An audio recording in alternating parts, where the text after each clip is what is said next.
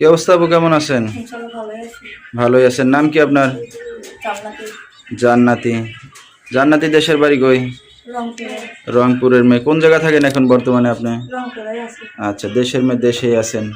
তো কি করতেছেন আপনি বর্তমানে? কাজ করে ভাই মানুষের বাসায় সেলাই মেশিনের কাজ জানতাম, টাকা হওয়া সেলাই মেশিন কিনতে পারিনি। তাই মানুষের বাসায় কাজ বাজ করেন?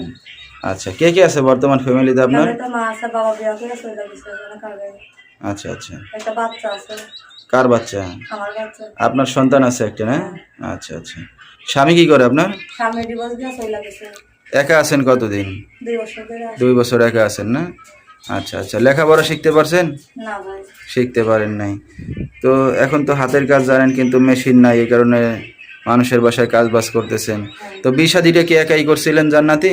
না, মায়ের দিছিল বিয়ে শাদী, এখন স্বামী নেশা করে আসছিল বলে টাকা পয়সা দিতে পারি না, মারধর করে অত্যাচার করে তার জন্য ডিভোর্স দেওয়া গেছে। কি দুঃখের বিষয়। তো ভবিষ্যতে এখন কি চিন্তা ভাবনা আছে? ভবিষ্যতে যে আমাকে দায়িত্ব নেবে, আমার পাশে থাকবে, আমাকে বিয়ে শাদী করবে, তাকে আমি বিয়ে শাদী করবো, তার আচ্ছা, পাশেই থাকবো। মানে দায়িত্ব নিয়ে এখন কেউ চাইলে আবার বিয়ে শাদী করতে আছেন? তো দর্শক ভাই আপনার সাথে কিভাবে যোগাযোগ করবে এখন? আমি যে নাম্বার দিচ্ছি, এখানে নাম্বারটা বলবেন।